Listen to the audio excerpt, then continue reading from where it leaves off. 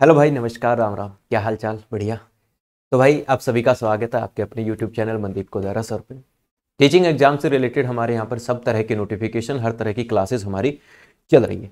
आज की इस वीडियो में हम बात करेंगे बच्चा बिहार स्टेट एस्टेट एग्जाम की जो है ना, बिहार एस्टेट एग्जाम जो आपका चल रहा है, मतलब फॉर्म आप लोगों ने भर दिए होंगे।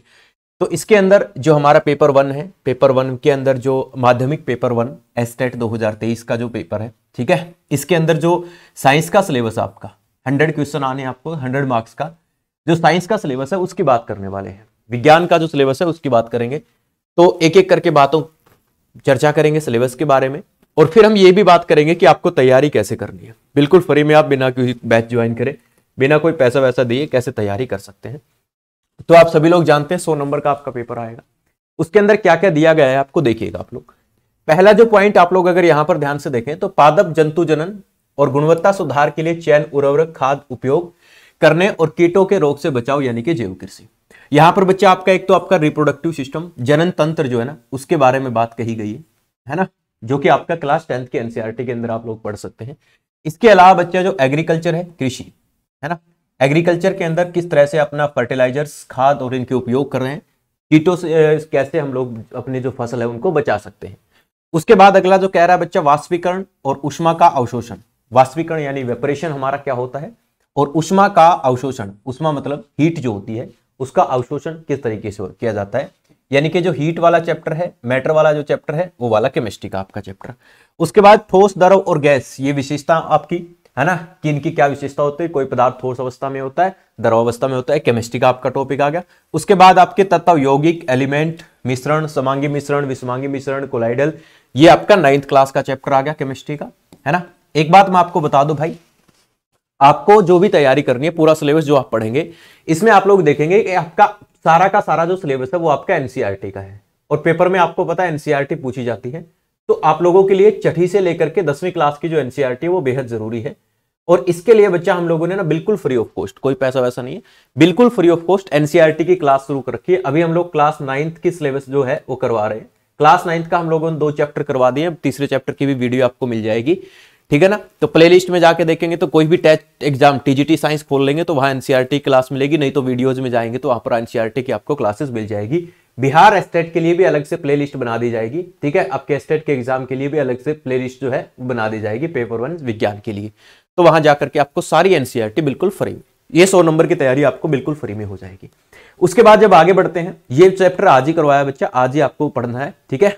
अगला है पौधे और जंतुओं के अंदर जो डाइवर्सिटी है, विविधता है, उनके वैज्ञानिक नाम, ठीक है। वैज्ञानिक नाम किस तरह, किसका क्या वैज्ञानिक नाम है, उनका क्लासिफिकेशन। क्लासिफिकेशन का मतलब होता है उनका वर्गीकरण, कि कितने भागों में बांटा है। जीव जंतु किंगडम जो होता है वो अलग होता है, ठीक है। प्लांट किंगडम होता है वो अलग होता है। प्लांट किंगडम के अंदर बैक्टीरिया है, थैलोफाइटा है, ब्रायोफाइटा है, टेरिडोफाइटा है, जिम्नोस्पर्म है, यानी कि जो अपना जो क्लासिफिकेशन है लिविंग ऑर्गेनिज्म का, उस वाले चैप्टर से 9th क्लास से सवाल है, पेपर टॉपिक है ये। अगला है जंतुओं के प्रमुख समूह, एकशेरुकी, फाइलम, संघ, ये बच्चा एनिमल किंगडम से आपका जंतु जगत से है, और कोशिका वाला चैप्टर है, ठीक है। उसके बाद कह रहा है क्लोरोप्लास्ट, माइटोकॉन्ड्रिया, रिक्तिकाएं, ये सारे के सारे बच्चा कोशिका के अंग है जो आप लोग 10th क्लास के अंदर एनसीईआरटी में पढ़ने हैं। उसके बाद कह रहा है बच्चा सूक्ष्म जीव, जीवाणु, विषाणु, प्रोटोजोआ आदि आदि, जो भी जो डिजीज होती है, ह्यूमन डिजीज, मानव रोग, ये भी मैंने आपको पूरा चैप्टर करवा रखा है, आप जाकर के देखेंगे तो आप लोग देख सकते हैं। दोबारा भी मैं आपको सारी चीजें करवाऊंगा।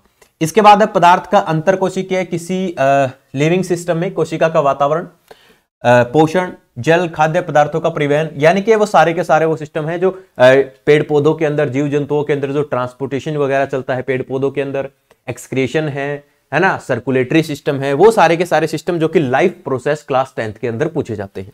उसके बाद कह रहा है बच्चा गति, विस्थापन, ये मोशन वाला चैप्टर है, क्लास 9th का फिजिक्स का चैप्टर है, मोशन वाला चैप्टर है, उसको आपको अच्छे से पढ़ना है। बल, गति के नियम, ये भी आपका क्लास 9th का ही चैप्टर है, force, land motion and force वाला चैप्टर है, गुरुत्वाकर्षण नियम वगैरह। उसके बाद आ जाता है वर्क, पावर और एनर्जी, कार्य, ऊर्जा और शक्ति। इसके अंदर बल के द्वारा कौन कौन से कार्य किए गए हैं, ऊर्जा क्या है, ऊर्जा के प्रकार क्या है, ये सारी की सारी चीजें आपको जाननी है।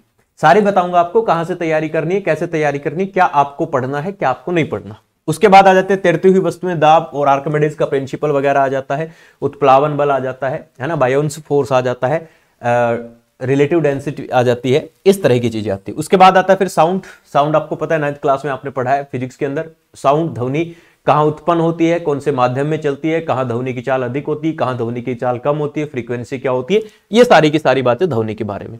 उसके बाद आ जाते हैं बच्चा प्राकृतिक संसाधन, प्रकृति में संतुलन, ये अपने आ जाते हैं भूमि, जल, मिट्टी आदि, जो छोटी क्लासों के एनसीईआरटी में होते हैं। 6, 7, 8 क्लास के एनसीईआरटी के अंदर आपको इस तरह के ईवीएस के अंदर चैप्टर देखने को मिलेंगे, एनवायरमेंट के अंदर देखने को मिलेंगे।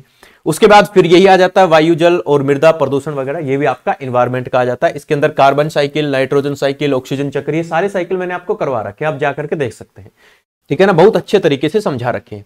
उसके बाद आ जाता है क्लास 10th का चैप्टर अमल भस्म व ये क्या बोलते हैं उसको, लवण, acid, base and salt, class 10th के अंदर आपका चैप्टर है, बहुत अच्छे से इसको आपको पढ़ना है। उसके बाद जो भी उसके अंदर रिएक्शन आती है, ऑक्सीडेशन रिएक्शन, रिडक्शन रिएक्शन, सारी की सारी रिएक्शन जो है, रेडॉक्स रिएक्शन वगैरह, यानी कि केमिकल रिएक्शन वाला चैप्टर भी आपको करना है। उसके बाद आ जाता है फिर धातु क्रम, यानी कि जो मेटल नॉन मेटल वाला चैप्टर वो आपको कंप्लीट करना है, ठीक है। उसके बाद आ जाता है तत्वों का वर्गीकरण, एलिमेंट ऑफ क्लासिफिकेशन, के क्लासिफिकेशन कैसे हुआ एलिमेंट का, पीरियोडिक टेबल क्या है, किसने बनाई, कौन सी periodic table, modern periodic table है, कौन सा ग्रुप है, ये वाली सारी चीजें उसमें आ जाती है। उसके बाद फिर हमारा पर्यावरण, पर्यावरण की समस्या, पर्यावरण से रिलेटेड बहुत सारे वीडियोस अपने चैनल पर आपको मिलेगी, आप वीडियोस देख सकते हैं। अदरवाइज तो हम लोग जो प्लेलिस्ट बनाएंगे उसमें सारी आपको देख लेना है। बिहार स्टेट पेपर 1 के लिए जो है अलग से प्लेलिस्ट बना देंगे, उसमें आपकी 100% तैयारी हो जाएगी भाई, गारंटी के साथ कहता हूं। उसके बाद कह रहे हैं सजीव को परिभाषित करें, ये जीवो वगैरह के बारे में आ जाएगा। वही देखो, पोषण है, श्वसन है, रेस्पिरेशन है, परिवहन है, उत्सर्जन है, ये सारी की सारी चीजें बच्चा, सारी की सारी चीजें वही है जो आपकी मतलब आपका नर्वस सिस्टम है, तंत्रिका तंत्र है, यानी क्लास 10th वाला एज इट इज आपका 9वीं और 10वीं क्लास का साइंस आपको पहले पढ़ना है। पौधे और जंतुओं में प्रजनन किस तरीके से होता है, दोबारा से यही बात उन्होंने दे दी है कि पेड़ पौधे और जीव जंतुओं में प्रजनन कैसे होता है, सुरक्षित यौन संबंध क्या होते हैं, वो सारा का सारा रिप्रोडक्टिव सिस्टम में आपको पता है। गर्भवती महिलाओं का स्वास्थ्य क्या ध्यान रखना चाहिए, क्या ध्यान नहीं रखना चाहिए, आयरन की कमी होती है, आयोडीन की कमी होती है, HIV एड्स से कैसे बचा जा सकता है, ये सभी की चीजें। उसके बाद आ जाता है हेरिडिटी एंड इवोल्यूशन, ये भी आपका क्लास 10th का चैप्टर है, आप लोग जानते हैं। इसके अंदर मेंडलिज्म है, लेमार्किज्म है। उसके बाद आ जाता है इलेक्ट्रिसिटी वाला चैप्टर, ये भी क्लास 10th का चैप्टर बच्चा फिजिक्स का है ना, इलेक्ट्रिसिटी।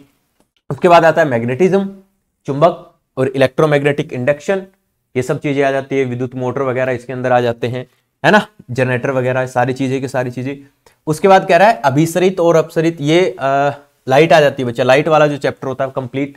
लाइट के अंदर हमारा लेंस और मिरर सबसे इंपॉर्टेंट है, आपको अच्छे तरीके से पता होना चाहिए कि कौन से लेंस का कहां यूज करते हैं, कौन से मिरर का कहां यूज करते हैं। उसके बाद आ जाता है बच्चा प्राकृतिक संसाधन, नेचुरल रिसोर्सेज, क्या क्या है हमारे पास चीजों के लिए, एनर्जी के सोर्सेज क्या हैं। इसके अलावा बच्चा कुछ आंदोलन है जो भी, ये भी पर्यावरण से दृष्टि से हो गया, कौन सा फॉसिल फ्यूल है, जीवाश्म ईंधन, कोयला, पेट्रोलियम, ये सब चीजें हैं, इनको हम कैसे बचा सकते हैं, कैसे इनको हम लोग ऊर्जा के स्रोत, सोर्स ऑफ एनर्जी, बायोगैस वगैरह, ये आप लोगों को बस ये सिलेबस है। यानी कि अगर इस सिलेबस को हम ध्यान से देखें मेरे भाई, ध्यान से देखें इस सिलेबस को, तो एक मुद्दे की बात पर हम लोग आते हैं। अगर इस पूरे सिलेबस को आप लोगों ने ध्यान से देखा और आप लोग पता है साइंस साइड के विद्यार्थी हैं, तो आप लोगों को एक बात पता चल गई होगी सिलेबस को देख के कि आपको ना सबसे पहले क्या करना, सबसे पहले मैं स्टेप बाय स्टेप बताऊंगा। सबसे पहले आपको करना है बच्चा 9वीं और 10वीं क्लास की एनसीईआरटी, है ना, 9th और 10th क्लास की आपको करना है एनसीईआरटी, जितना जल्दी हो सके उतना जल्दी इसको लपेट दो। इसकी जो क्लासेज है बच्चा मैंने स्टार्ट कर दी है, हर रोज अपनी क्लास आती है, अभी क्लासेस की संख्या बढ़ भी जाएगी, 1-2 क्लास हो जाएगी, ठीक है। एनसीईआरटी की एक वीडियो होती है, एक वीडियो के अंदर पूरा चैप्टर आपका फिनिश मिलता है, ठीक है, जो कि आज भी वीडियो आई है, देख लेना, और बिहार स्टेट के नाम से अलग से प्लेलिस्ट बना दूंगा। ये करने के बाद बच्चा फिर आपको क्या करना है, आपको लगाने बच्चा PYQs, प्रीवियस ईयर क्वेश्चंस, है ना, टेट एग्जाम के जो TGT के अंदर पूछे जाते हैं, ठीक है, टेट एग्जाम अलग अलग जगह पे TGT में पूछे जाते हैं। इसके बाद आपको करना है, अगर आपके पास समय बचता है तो भाई साहब 8वीं, 7th और 6th, इस तीनों क्लास की जो एनसीईआरटी है इसको पढ़ने में ज्यादा समय नहीं लगेगा। मैं इन तीनों की अलग अलग एक एक वीडियो बना दूंगा, 6th, 7th और 8th क्लास के एनसीईआरटी की अलग से एक एक वीडियो में खत्म कर देंगे, या 2-2 वीडियो में इनको खत्म कर देंगे, ठीक है, पेपर से पहले। और आपको भी इनको पढ़ने में ज्यादा समय नहीं लगेगा, 3 से 4 दिन लगेगा। उसके बाद ये करने के बाद आप इनको भी एक बार देख लीजिएगा, है ना, क्योंकि कुछ छोटी छोटी चीजें रह जाती है साहब, बड़ी बड़ी पढ़ जाते हैं, छोटी छोटी रह जाती है ना। अब कुछ टॉपिक्स है जिस तरह से 11th और 12th क्लास से आपको पढ़ने हैं, ठीक है, 11th और 12th क्लास से आपको पढ़ने हैं, यानी कि डिफिकल्टी लेवल जो है आपका 12th क्लास तक का आपको रखना है। ऐसा नहीं कि आप मोटा मोटा पढ़ के जाएं, लेकिन एटलीस्ट सबसे पहले आप ये जरूर कर ले भाई, इट्स मस्ट है आपके लिए, ये जरूर करें। ये करने के बाद जो अगला स्टेप है वो आप लोग अगला स्टेप उठाएं।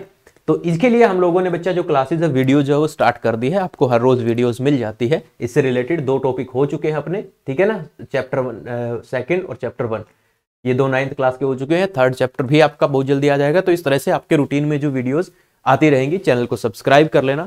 तो ये सारा का सारा मुद्दा था साहब, कोई ज्यादा लंबा चौड़ा सिलेबस नहीं है। अगर आप शिद्दत के साथ और एक कंसंट्रेटेड वे मैनर में आप होकर के पढ़ते हैं, आप ये मेरी 2 वीडियोस देखिएगा जाकर के एनसीईआरटी की। मैंने आधे घंटे में चैप्टर को कंप्लीट किया हुआ है।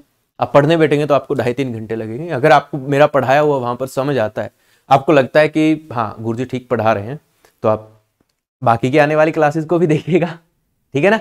तो जैसे ही हमारा ये खत्म हो जाता है, इसके साथ साथ हम लोग इनकी वीडियोस भी बना देंगे, ठीक है।